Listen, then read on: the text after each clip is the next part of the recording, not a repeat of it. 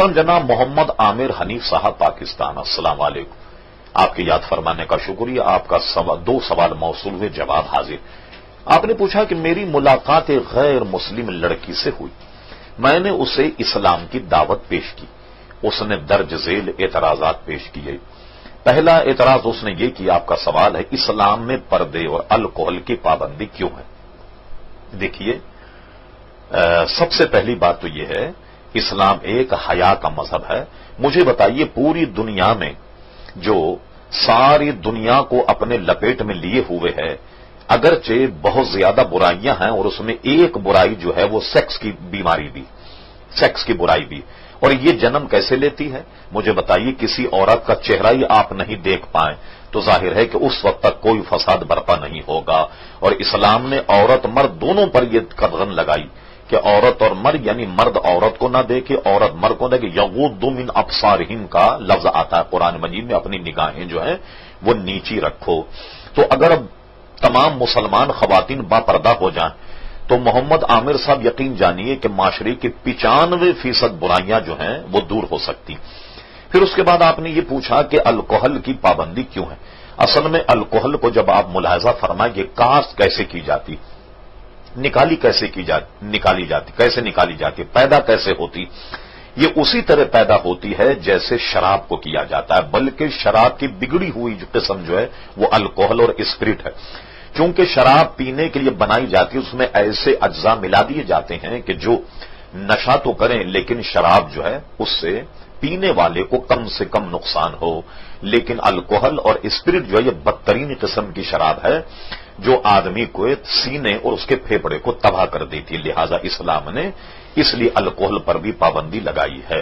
اور آپ نے یہ پوچھا کہ ایک مسلمان غیر مسلم سے کیوں شادی نہیں کر سکتا؟ دیکھیے، شادی کرنے کا مطلب جو ہے وہ اپنی جنسی حوث پوری کرنا نہیں ہے۔ جنہوں نے یہ سمجھا کہ شادی کا مطلب یہ ہے کہ ایک جنسی حوث جو ہے وہ پوری کی جائے، وہ سخت غلطی پر۔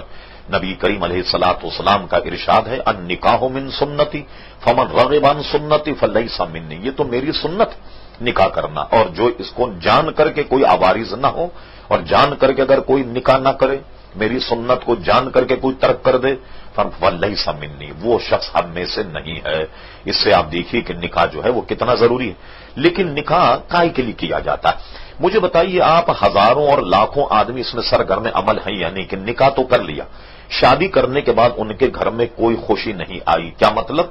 کہ ان کے یہاں اولاد پیدا نہیں ہوئی، ٹھیک ہے نا؟ ایک اسلامی نظریہ یہ ہے کہ شادی کے بعد جو ہے اس کا ثمر جو ہے وہ اولاد، تو بے اولاد کی ماں باپ کی زندگی جو ہے بالکل اجیرن اور بالکل بیکار و لغو ہو کر رہ جاتی۔ جن کے یہاں اولاد نہیں ان سے آپ پوچھیے۔ اب بتائیے، اگر آپ نے غیر مسلم سے شادی کر لی اور جب اولاد ہو تو آپ کیا کہیں گے کہ جب آپ نے غیر مسلم سے کر دی تو آپ کے اور دونوں کے حقوق تو برابر ہوگا؟ کیا بچے کو ڈیوائڈ کریں گے یا اسے کافر رہنے دیں گے یا مسلمان رہنے دیں گے؟ اس لیے مسلمان خاتون سے شادی کی جائے اور نیک خاتون سے، کہ تاکہ آپ کی نسل جو ہے اس میں تقوی برقرار رہے، آپ کی نسل جو ہے اس میں غیرت برقرار رہے، آپ کی جو نسل ہے اس میں اسلام برقرار رہے۔ تو اسلام نے مسلمان ہی سے شادی کرنے کی اس لیے آپ کو دعوت دی تاکہ ہر اعتبار سے آپ کی اولاد جو ہے، آپ کی نسل جو ہے وہ محفوظ رہے، اور آپ اگر اس دنیا سے چلے بھی گئے تو مسلمان ہونے کا پورا ثواب آپ کو آپ کی اولاد کا ملے گا۔ اب مجھے بتائیے، اگر ہم یہ کہیں غیر مسلم سے شادی کر لیں تو کیا وہ نعمتیں آپ کو ملیں گی جس کا ذکر میں نے کیا؟ میں سمجھتا ہوں کہ بات آپ کی سمجھ میں آ گئی ہوگی۔